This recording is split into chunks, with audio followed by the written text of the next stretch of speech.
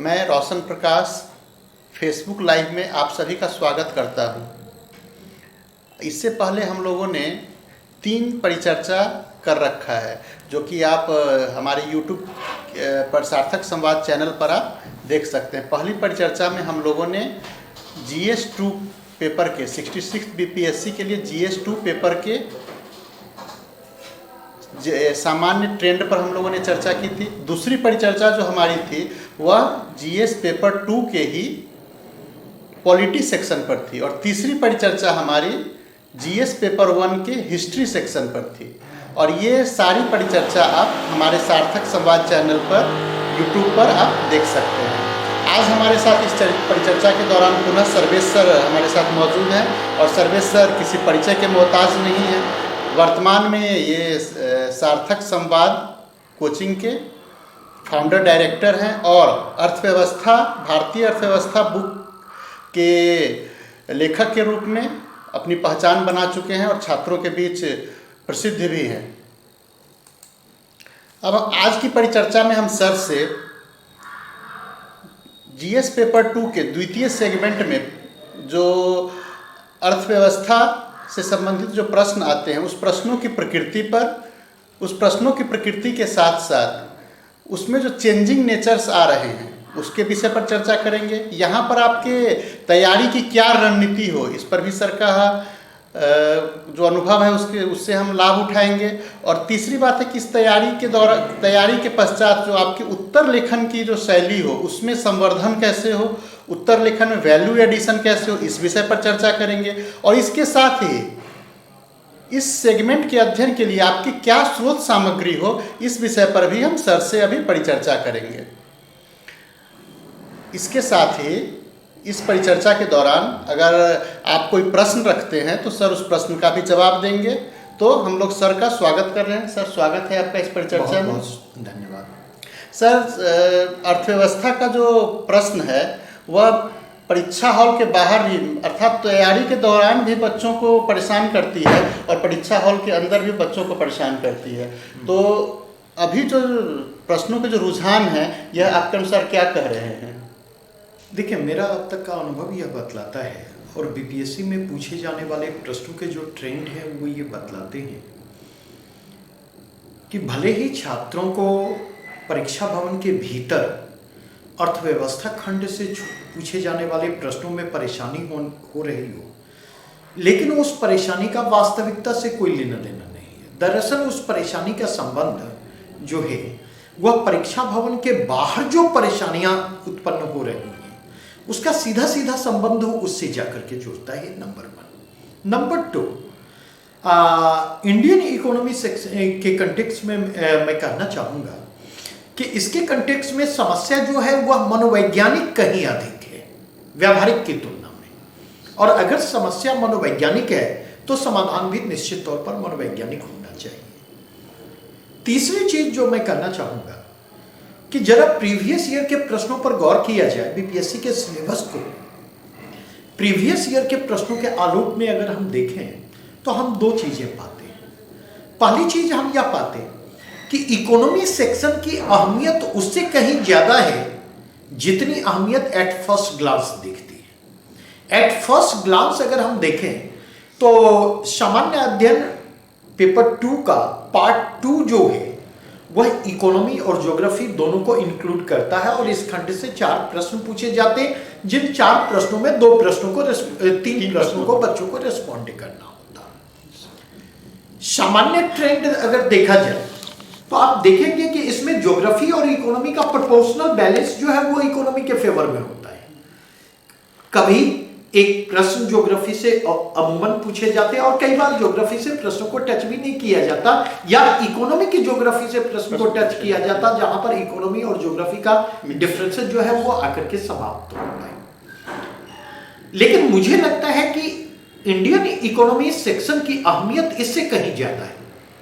जैसे अगर हम देखें तो अमूमन पेपर 1 के पार्ट 2 जो करेंट का सेक्शन है, करेंट के सेक्शन में पूछे जाने वाले प्रश्नों को देखें तो अमूमन ऐसा देखा गया है कि IR के अलावा 2 मेजर सेक्शन हैं जहां से अक्सर प्रश्न पूछे जाते हैं। वो है इकोनॉमी सेक्शन और पॉलिटी सेक्शन। कई बार इकोनॉमी सेक्शन से दो दो तीन तीन प्रश्न इकोनॉमिक करंट से वहां पर उठा करके पूछे जाते हैं, और कई बार देखा जाता दो दो तीन तीन प्रश्न पॉलिटी सेक्शन से पूछे जाते हैं। ऐसा भी हुआ है कि 4 से 5 क्वेश्चन जो है वो आईआर से भी उठा करके पूछ दिए जाए।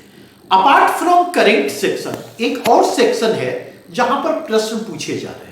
64वीं बीपीएससी मेंस के पेपर को भी देखा जाए, पेपर 2 में सेक्शन सी जो साइंस एंड टेक से रिलेटेड है, 65वीं बीपीएससी मेंस के पेपर को भी देखा जाए, उसमें भी जो साइंस एंड टेक खंड से जो प्रश्न उठा करके पूछे गए हैं, तो वहां पर अगर देखा जाए तो इकोनॉमिक चैलेंजेस जो मौजूद है, चाहे वो बिहार की इकोनॉमी के समक्ष वो चैलेंजेस मौजूद हो या इंडियन इकोनॉमी के समक्ष वो चैलेंजेस मौजूद हो, उन चैलेंजेस को रेस्पॉन्ड करने में बिहार की इकोनॉमी क्या, साइंस एंड टेक किस प्रकार सप्लीमेंट्री रोल प्ले कर सकता है। जैसे मैं 30 सेकेंड का समय लेकर के मैं थोड़ा सा रेफर करना चाहूंगा, और रेफर यह करना चाहूंगा कि 64वीं बीपीएससी में जाकर के देखा जाए तो प्रश्न जो उठा करके इस सेक्शन से पूछा गया है इंटरडिसिप्लिनरी अप्रोच पर आधारित, वह प्रश्न पूछा गया है जल प्रबंधन में, जल प्रबंधन, शहरीकरण प्रबंधन और ऊर्जा प्रबंधन। जल प्रबंधन,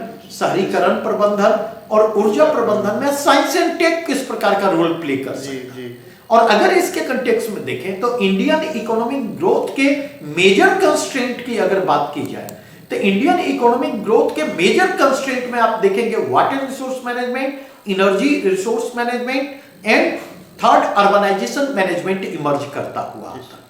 ठीक उसी के कंटेक्स्ट में देखें 65वीं बीपीएससी के कंटेक्स्ट में भी प्रश्नों को अगर देखा जाए तो 65वीं बीपीएससी में भी ऐसे प्रश्न आपको मौजूद दिखाई पड़ेंगे जहां पर साइंस एंड टेक सेक्शन में ऐसे प्रश्न उठा करके पूछे गए हैं, ऐसे प्रश्न उठा करके पूछे गए हैं जहां पर जैसे मेक इन इंडिया को सफल बनाने में, मेक इन इंडिया को सफल बनाने में साइंस एंड टेक का क्या रोल हो सकता, आत्मनिर्भर भारत अभियान को गति देने में उसका क्या रोल हो सकता।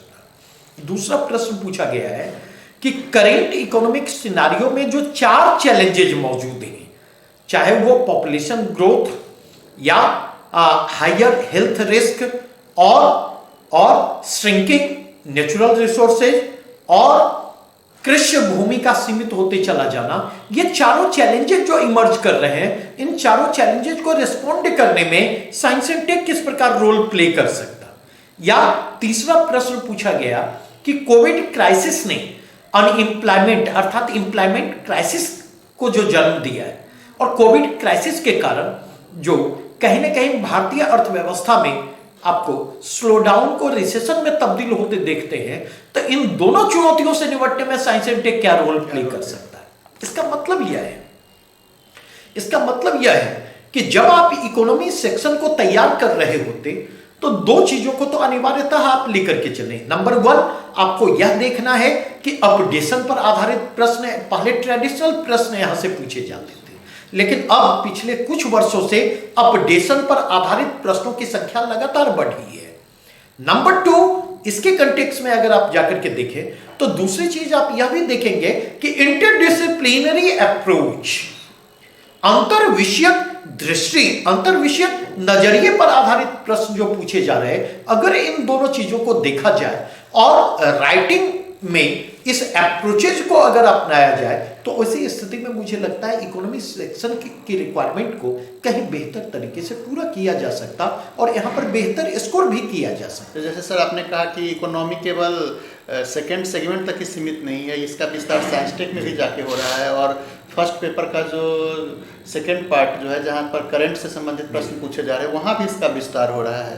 तो अगर इस प्रकार के प्रश्न और जो कि करंट सिनेरियो से जोड़ के जब प्रश्न पूछे जा रहे हैं तो यहाँ पर छात्रों को किस प्रकार की रणनीति अपनानी चाहिए? निश्चित तौर पर आपको लगातार न्यूज़पेपर के संपर्क में रखना होगा। एक और चीज मैं जोड़ना चाहूंगा, चाहे करंट से प्रश्न उठा करके पूछे जा रहे हो, अपडेशन पर आधारित प्रश्न हो, चाहे वे प्रश्न इंटरडिसिप्लिनरी अप्रोच पर आधारित हो, दोनों ही स्थितियों में अगर देखा जाए तो एक जनरलिस्ट अप्रोच के साथ टॉपिक को अप्रोच किया जा रहा है। एक सामान्यतावादी नजरिए के साथ उसको अप्रोच करने की कोशिश की जा रही है। और अगर एक सामान्यतावादी जनरलिस्ट अप्रोच के साथ अगर समस्याओं को अप्रोच किया जा रहा है, इकोनॉमिक चैलेंजेस को अप्रोच किया जा रहा है, तो इसका मतलब यह कि थोड़ी सी सजगता के साथ हम प्रश्नों को इमेजिन करने की स्थिति में होते, और प्रश्नों को अगर इमेजिन करने की स्थिति में होते तो निश्चित तौर पर प्रश्न कितने भी अलग एग्जामिनेशन हॉल में हो, हम उनको बेहतर तरीके से रिस्पॉन्ड करने की स्थिति में हैं। सर यहाँ पर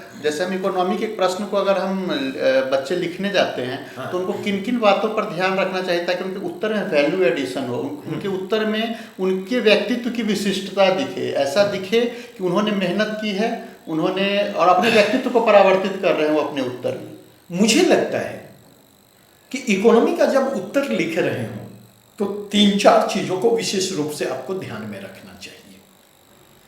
पहली चीज जो आपको ध्यान में रखना चाहिए कि प्रश्न जो पूछे जा रहे हैं कंप्रीहेंसिव अंडरस्टैंडिंग पर आधारित पूछे जा रहे हैं, और कंप्रीहेंसिव अंडरस्टैंडिंग पर आधारित अगर प्रश्न पूछे जा रहे हैं तो निश्चित तौर पर ऐसे प्रश्नों को रिस्पॉन्ड कंप्रीहेंसिव तरीके से किया जाना चाहिए। यूनिडायरेक्शनल होकर के अगर रिस्पॉन्ड किया जाएगा तो आप विषय की जरूरत को पूरा करने की स्थिति में नहीं होंगे, विषय की जरूरत को आप पूरा करने की स्थिति में नहीं होंगे तो आपको अच्छे अंक नहीं आएंगे।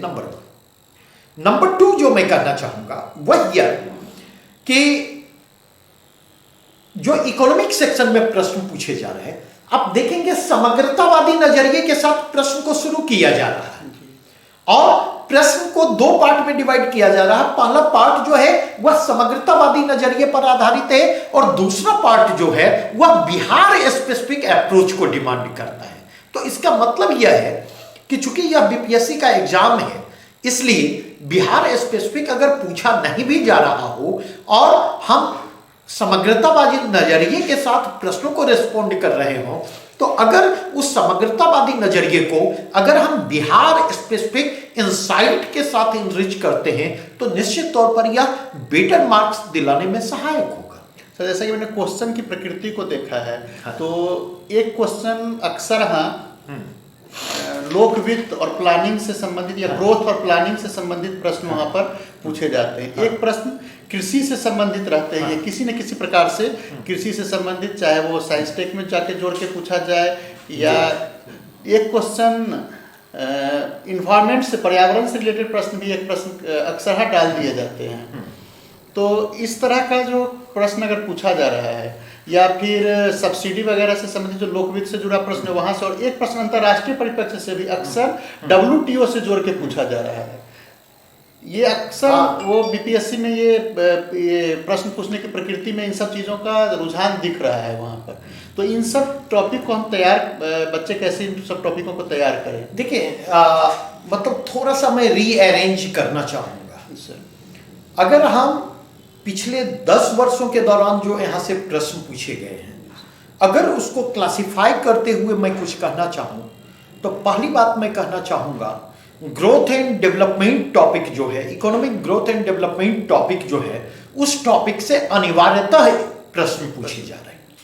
अब दूसरा फिर मैं एलाबोरेट कर दूंगा। दूसरा एग्रीकल्चर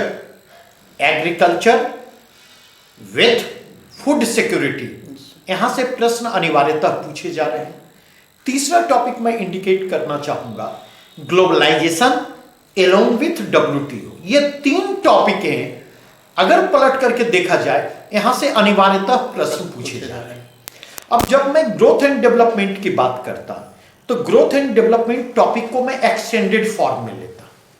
एक्सटेंडेड फॉर्म में का मतलब यह हुआ, ग्रोथ एंड डेवलपमेंट में हम प्लानिंग को भी शामिल करते, गरीबी टॉपिक को शामिल करते, बेरोजगारी टॉपिक को शामिल करते, डेमोग्राफी टॉपिक को हम शामिल करते हुए आते, और इसके साथ साथ जो न्यू स्कीम्स हैं इंडियन गवर्नमेंट के द्वारा, जैसे पलट करके देखा जाए यूपीए के कॉमन मिनिमम प्रोग्राम पर प्रश्न पूछे गए हैं, भारत निर्माण योजना पर प्रश्न पूछा गया है, मेक इन इंडिया पर प्रश्न पूछा गया है, आत्मनिर्भर भारत पर प्रश्न पूछा गया है। तो अगर इसके कंटेक्स्ट में हम देखें जनांकी समावेशी, यहाँ पर जनांकी की डेमोग्राफी ऑलरेडी हमने कहा, जी। समावेशी समृद्धि और सतत विकास जी। यहां से प्रश्न उठा करके पूछे गए। और जब सतत विकास हम कहते हैं तो इकोलॉजिकल और इन्वायरमेंटल कंसर्न जो है ऑटोमेटिकली उसके अंतर्गत समाहित होते चले जाते। दूसरे टॉपिक कृषि एवं खाद्य सुरक्षा, एक साल में 2-2 प्रश्न यहां से उठा करके पूछे जा रहे हैं। और मुझे लगता है क्योंकि बिहार की अर्थव्यवस्था प्राइमरली देखें रूरल इकोनॉमी है और एग्रीकल्चरल इकोनॉमी है, तो बिहार के ग्रोथ और डेवलपमेंट की जो भी हम बात करते तो रूरल इकोनॉमी और एग्रीकल्चरल इकोनॉमी के दायरे से बाहर जाकर के ग्रोथ एंड डेवलपमेंट की बात नहीं की जा सकती। और इसलिए मुझे लगता है जब आप एग्रीकल्चर टॉपिक को कर रहे होते तो एग्रीकल्चर टॉपिक को एक्सटेंडेड फॉर्म में कवर करने की कोशिश करें। एग्रीकल्चरल टॉपिक को एक्सटेंडेड फॉर्म में करने का मतलब है वाटर रिसोर्स मैनेजमेंट से उसको लिंकअप करते हुए देखें, क्लाइमेटिक चेंजेस से उसको लिंकअप करते हुए देखें। तीसरा मैं कहना चाहूंगा एग्रीकल्चरल जब टॉपिक को आप कर रहे हैं तो एग्रो प्रोसेसिंग और फूड प्रोसेसिंग से उसको कनेक्ट करके देखने की कोशिश करें। चौथा, जब एग्रीकल्चरल टॉपिक को कर रहे हैं तो आप फूड सिक्योरिटी, न्यूट्रिशन सिक्योरिटी से उसको कनेक्ट करके देखने की कोशिश करें। जब आप एग्रीकल्चर टॉपिक को आप कर रहे हैं तो पोस्ट हार्वेस्ट मैनेजमेंट और पोस्ट हार्वेस्ट मैनेजमेंट की जब हम बात करते हैं तो एग्रो इंफ्रास्ट्रक्चर का जो लार्जर कंटेक्स्ट है, एग्रो मार्केटिंग का जो लार्जर कंटेक्स्ट है, उन तमाम संदर्भों से जोड़कर करने की कोशिश करें। और जब आप करेंगे तो ऑटोमेटिकली एग्रीकल्चर टॉपिक अपने आप में एक सेक्शन का फॉर्म लेता हुआ दिखाई पड़ेगा। मैं रेफर करना चाहूंगा 65th बीपीएससी के मेंस क्लासेज जब पटना सेंटर पर मैं चला रहा था तो अपने उस क्लासेज के क्रम में हमने कंप्रिहेंसिवली एग्रीकल्चर टॉपिक को कवर किया था। और संयोग से फिर लॉकडाउन के बाद जब चीजें डिस्टर्ब हुई तो जब फिर हमने ऑनलाइन क्लासेस शुरू किए तो बच्चों से फीडबैक लेने शुरू किए तो बच्चों का फीडबैक यही था कि सर गरीबी, बेरोजगारी और एग्रीकल्चर टॉपिक के अलावा सब कुछ बाकी ही है। तो हमने पूछा कि बाकी क्या रहा। ठीक है,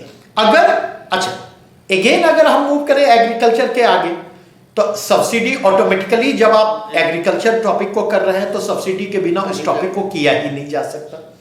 वैश्वीकरण टॉपिक को करें, वैश्वीकरण एज ए होल टॉपिक को करें, वैश्वीकरण का इंडियन इकोनॉमी के कंटेक्स्ट के संदर्भ में क्या कंटेक्स्ट है उसको करें और डब्ल्यूटीओ को स्पेसिफिक रूप में करें। अगर इन 3 टॉपिक को फोकस किया जाता तो मुझे लगता है उसके बाद इंडियन इकोनॉमी सेक्शन में करना सिर्फ इतना है कि करेंट के टॉपिक पर नजर दौड़ा करके अगर 10 टॉपिक कर लिया जाए तो शायद उसके बाहर से प्रश्न नहीं पूछे जाएंगे। सर, जो डब्ल्यूटीओ या वैश्वीकरण से संबंधित जो प्रश्न पूछे जा रहे हैं या डब्ल्यूटीओ से संबंधित प्रश्न अक्सर बीपीएससी का एक फेवरेट टॉपिक हो रहा है, वहाँ से प्रश्न पूछे जाते हैं और वहाँ पर बच्चों में कन्फ्यूजन की स्थिति हमेशा रहती है।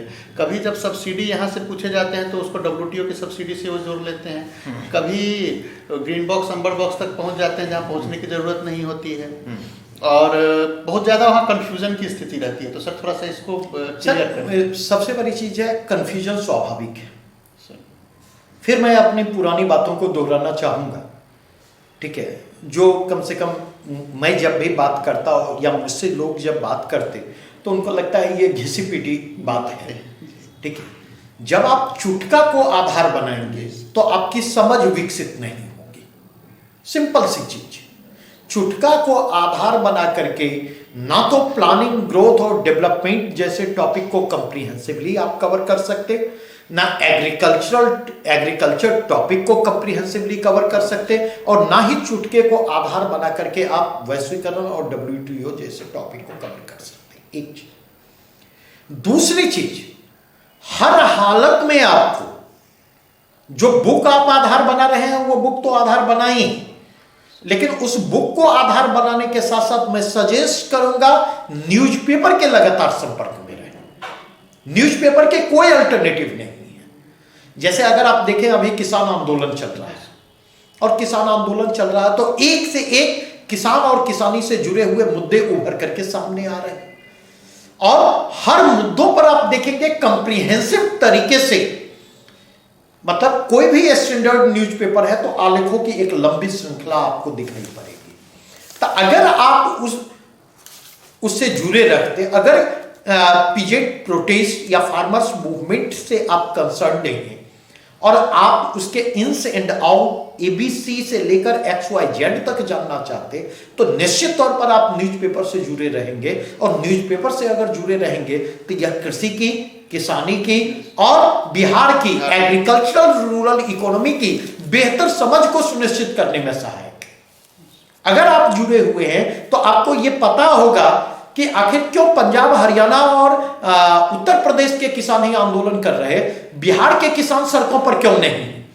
बिहार के किसान के सड़कों पर न होने के पीछे क्या कारण है? क्या कारण है कि पंजाब, हरियाणा और पश्चिमी उत्तर प्रदेश के किसान जो है उनके लिए उनकी फार्मर्स आइडेंटिटी महत्वपूर्ण है, लेकिन बिहार के किसानों में अगर देखा जाए तो एक तो आप देखेंगे कि कहीं ना कहीं जिनमें असंतोष भी है वो असंतोष मुखर नहीं, और दूसरा किसानों में नए कृषि सुधारों को लेकर बिहार के किसानों का रुख भी राजनीतिक आधार पर विभाजित दिखाई पड़ेगा, जो उनके वर्ण, जाति, धर्म, संप्रदाय इसके हिसाब से वह निर्धारित होता हुआ आ रहा है। जबकि बिहार का जो एग्रीकल्चर की स्थिति है और जो भूमि सुधार की यहाँ परिस्थिति, जिसको आपने अपने पुस्तक में बहुत अच्छा कवर किया है, आपके पुस्तक में भूमि सुधार वगैरह और यहाँ के जो कृषकों की समस्या है इसको आपने कवर किया है, लेकिन इन सब के प्रति भी, भूमि सुधार के प्रति भी यहाँ के किसान जागरूक नहीं है।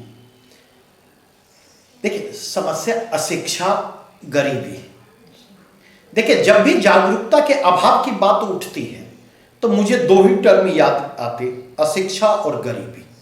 और रही सही कसर जो पूरी कर देती है कि वो जिंदगी की जद्दोजहद में कुछ इस तरह से उलझे हुए हैं कि उन्हें और किसी चीज के बारे में सोचने और सेकंड थॉट देने की फुर्सत ही नहीं है। उन्हें लगता है ये जो रामायण में कैकेयी वाली जो मानसिकता है, कैकेयी वाली जो मानसिकता, कौन नृप होहि हमें का हानि, मंथरा वाली यह मानसिकता, कौन नृप होहि हमें का हानि, यह मानसिकता कैकेयी को शिकार बनाती है। और कहीं ना कहीं जो है, अगर वर्तमान परिदृश्य में देखा जाए तो भारतीय किसानों और आम भारतीयों की यह मानसिकता खुद उन्हीं को इसका शिकार बनाती हुई दिखाई पड़ रही है। सर, आपने बहुत व्यापक चर्चा की इस विषय पर। अब थोड़ा छात्रों को स्रोत सामग्री से थोड़ा सा वाकिफ करवा दें, क्योंकि उनको पढ़ने में थोड़ी कठिनाई नहीं हो। जैसे बहुत अब अभी से जब समय बहुत कम है तो बहुत सारे बच्चे मिश्रापुरी की तरफ रुख कर रहे हैं, तो कोई मोटी मोटी इकोनॉमिक्स की बुक खरीद रहे हैं। सर चाहते हैं कि यहाँ पर देखिए, दो तीन बातें मैं कहूँगा। सोर्स के रूप में आप हमारी बुक को प्रीफर कर सकते। आप में से जो हमारी बुक प्रीफर नहीं करना चाहते, क्योंकि कई बार पसंदगी नापसंदगी भी बहुत मायने रखती है, आप मेरी बुक प्रीफर ना करना चाहते, कोई भी सोर्स आप प्रीफर करें, लेकिन एक बार पिछले 10 वर्षों के प्रश्नों के ट्रेंड को जरूर पलट लें और आप यह देखें कि वो रिक्वायरमेंट उस बुक से पूरी हो रही है या नहीं। तीसरी चीज, अगर आप मिश्रापुरी ही पढ़ना चाहते, दत्त सुंदरम ही पढ़ना चाहते, तो बीपीएससी के क्वेश्चन बैंक के जरिए मिश्रापुरी या दत्त सुंदरम में इंटर करने की कोशिश करें। क्योंकि मुझे नहीं लगता, फ्रेंकली मैं शेयर करना चाहूंगा कि 1996 में हमने यूपीएससी की तैयारी शुरू की और 1996 से आज तक करीब करीब 25 वर्ष पूरे हो चुके हैं, लेकिन इन 25 वर्षों के दौरान मिश्रापुरी या दत्त सुंदरम का हमने रेफरेंस बुक के लिए रूप में भले इस्तेमाल किया, लेकिन थॉरोली कभी हमने इसको नहीं पढ़ा। एक दूसरी चीज, जो बच्चे इंग्लिश मीडियम के हैं उनको मैं सजेस्ट करना चाहूंगा, उमा कपिला की बुक है अंग्रेजी में, अंडरस्टैंडिंग इंडियन इकोनॉमी, और एक दूसरी बुक है Indian economy performance and policies. ठीक है, मतलब मुझे लगता कि अगर आप इंडियन इकोनॉमी की कंप्रिहेंसिव अंडरस्टैंडिंग को डेवलप करना चाहते तो उमा कपिला की इस बुक को मैं रामायण में पहले बोलूंगा, गीता में पहले बोलूंगा, क्योंकि आजकल बच्चे पूछने लगे हैं कि बार बार बाइबल की ही चर्चा क्यों आती है। तो मैं कहना चाहूंगा कि मेरी नजरों में कि जो लोग इंग्लिश मीडियम के हैं या इवन हिंदी मीडियम के हैं, उनको भी मैं सजेस्ट करना चाहूंगा उमा कपिला की ये दोनों पुस्तकें जो हैं मेरे लिए गीता, रामायण, कुरान, बाइबल के समान है। और अगर आप कंसर्न हैं तो आपको उनको पढ़ना चाहिए। नंबर 3, तीसरी चीज, there is no alternative of newspaper. और फिर मैं कहूंगा कि मेरे लिए न्यूज़पेपर का मतलब दैनिक जागरण नहीं है। कल किसी बच्चे ने यूट्यूब पर या कहीं पर लिखा, सर दैनिक जागरण राष्ट्रीय संस्करण लोग सजेस्ट कर रहे हैं। तो यहां पर इस बात को ध्यान रखेंगे, इस बात को निश्चित तौर पर ध्यान रखेंगे कि मेरे लिए न्यूज़पेपर का मतलब दैनिक जागरण नहीं है। मेरे लिए न्यूज़पेपर का मतलब है द हिंदू, मेरे लिए न्यूज़पेपर का मतलब है इंडियन एक्सप्रेस, मेरे लिए न्यूज़पेपर का मतलब है इवन हिंदी में कई सारे वेबसाइट्स उपलब्ध हैं जहां पर क्वालिटी मटेरियल उपलब्ध है। डाउन टू अर्थ के आलेख हिंदी में कई सारे उपलब्ध हैं। जनसत्ता में कई सारे आलेख जनसत्ता में आते रहते। दैनिक जागरण में जाएंगे, दैनिक जागरण में भी भरत झुनझुनवाला या ऐसे कुछ लोग हैं, दैनिक भास्कर है, हिंदुस्तान है, तो हाँ, तो द वायर है, द प्रिंट है, न्यूज लॉन्ड्री है। तो जब तक आप वेरियस प्लेटफॉर्म पर नहीं जाएंगे और वेरियस प्लेटफॉर्म पर जाकर के सोर्स को तलाशने की कोशिश नहीं करेंगे, तब तक आपकी समस्या का समाधान नहीं होने जा रहा। ये 3 सोर्सेज हैं मुझे लगता है जिनको आधार बना करके बच्चों को काम करने चाहिए। सर एक बात और है, हम लोग अक्सर पहले 3 चर्चा में भी आप पर कुछ आरोपों की मैंने चर्चा की है। बच्चों के बीच ये फेमस है कि सर लेफ्ट ओरिएंटेशन वाले टीचर, इनका वामपंथी रुझान दिख जाता है बातों में। तो इसका बच्चों के पढ़ाई पर क्या या अध्ययन की तैयारी पर क्या असर पड़ने वाला है? देखें, जाकी रही भावना जैसी प्रभु मूरत देखें तिलते से। एक बात मुझे समझ में नहीं आती, और अक्सर चूंकि मैं मुखर हूं अपने ओपिनियन को लेकर के, छुपाता नहीं, इसलिए अक्सर ये आरोप मुझ पर लगते रहते सोशल मीडिया से लेकर रियल लाइफ में, और मुझे इन आरोपों की परवाह भी नहीं होती। क्योंकि अगर दक्षिणपंथी होना अपराध नहीं है तो वामपंथी होना कब से अपराध होने लगा? अगर मैं वामपंथी हूं भी तो मैं अपने आप को नहीं मानता, लेकिन थोड़ी देर के लिए मान लो कि अगर मैं वामपंथी हूं तो वामपंथी होना अपराध मेरी नजरों में नहीं है। उसी तरह जिस तरह आपका या आप में से कई लोगों का दक्षिणपंथी होना अपराध नहीं है। दूसरी बात, एक शिक्षक के रूप में, सिविल सर्विसेज के गाइड के रूप में मेरा कमिटमेंट केवल 2 चीजों के प्रति है। मेरा पहला कमिटमेंट जो है कॉन्स्टिट्यूशनल वैल्यूज के प्रति है, कॉन्स्टिट्यूशनल एथिक्स के प्रति है, कॉन्स्टिट्यूशनल मोरालिटी के प्रति है, संवैधानिक मूल्यों के प्रति है, संवैधानिक नैतिकता के प्रति है, संविधान की मूल भावनाओं के प्रति। और दूसरी प्राथमिकता जो है वह we the people of India के प्रति है, जो we the people of India Indian constitution और इंडियन कॉन्स्टिट्यूशन वैल्यूज के केंद्र में है। तीसरी चीज, सेकेंड एआरसी की रिपोर्ट आई, 15 वॉल्यूम आई, और 15 वॉल्यूम के जो जिस्ट एक लाइन में समअप किए जाए तो उसका जिस्ट यही है कि भारतीय प्रशासन को आम जन के प्रति और अधिक संवेदनशील बनाना, और इसके लिए उसमें पारदर्शिता, उसकी पारदर्शिता और जवाबदेही को सुनिश्चित करना। तो अगर 15 वॉल्यूम के एआरसी की ये रिपोर्ट है, और हम देख रहे हैं कि सरकारें कोई भी हो वो सूचना के अधिकार कानून को कमजोर करने का काम कर रही हैं, सरकारें कोई भी हो, सरकारों के द्वारा जो है वो केंद्रीय सूचना आयोग या राज्य सूचना आयोग को कमजोर करने का काम किया जा रहा है, और आप हमसे यह अपेक्षा करें कि मैं सरकार के उस कदम को जस्टिफाई करें, then I am very sorry. इसलिए इससे फर्क नहीं पड़ता आप क्या सोचती यह मैटर करता है यूपीएससी की रिक्वायरमेंट क्या है, यह मैटर करता है बीपीएससी की रिक्वायरमेंट क्या है। मैं बाजार को देखकर अपने ओपिनियन को निर्धारित नहीं करता। सर से हम लोगों ने बहुत चर्चा की और सर ने अपने अनुभव से आप सभी को वाकिफ़ करवाया, और अब हम आप लोगों से को धन्यवाद देते हैं। आप लोग हमारे इस कार्यक्रम को आप देखें। विशेष रूप से पारितोष कुमार, सूरज चौरसिया, आप लोगों ने कमेंट भी किया, आप लोगों को मैं व्यक्तिगत रूप से धन्यवाद देता हूं। और मैं आप लोगों से आशा करता हूं कि आप अधिक से अधिक लोगों के साथ इस वीडियो को शेयर करेंगे, इस लाइव कार्यक्रम को शेयर करेंगे, ताकि आपके मित्र, हितैषी या आप जिनके शुभचिंतक हैं वो भी यहाँ पर जो ज्ञान दी गई उससे वो लाभान्वित हो सकें। और सर से मैं चाहूँगा कि सर कुछ अंतिम संदेश दें बच्चों को। देखिए, मेरा मैसेज एक ही है, इकोनॉमी मुश्किल नहीं है। मुझसे अगर पूछे तो इकोनॉमी आसान है, ठीक है।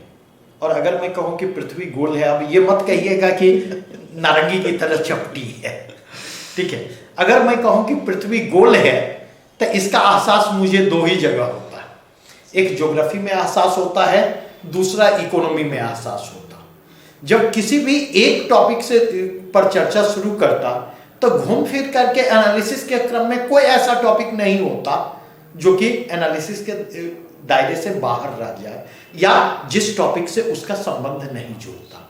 हाँ, आवश्यकता है उस मनोवैज्ञानिक दबाव से बाहर निकलने की, जो मनोवैज्ञानिक दबाव इकोनॉमी को लेकर हमने निर्मित कर रखा है।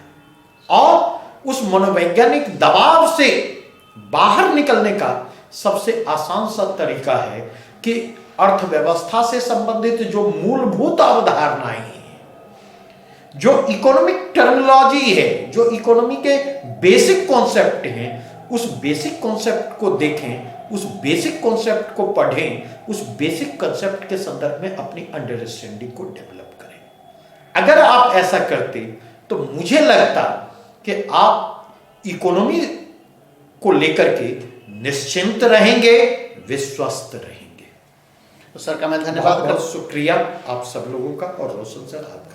सर का मैं बहुत बहुत धन्यवाद करता हूं। और आप लोगों से एक गुजारिश करता हूं जो यूट्यूब पे हमारे सार्थक संवाद चैनल को देख रहे हैं, उनसे मैं गुजारिश करता हूं कि आप इस चैनल को सब्सक्राइब करें, क्योंकि आप सब्सक्राइब करेंगे तो इस तरह की जो कोई भी ज्ञानवर्धक वीडियो बनेगा वो सबसे पहले आपके पास पहुंचेगा। तो आप लोगों से गुजारिश के साथ मैं आप लोगों का धन्यवाद करता हूं कि आप लोगों ने अपना एक बहुमूल्य समय हमारे साथ दिया, हमारे चैनल को दिया। धन्यवाद।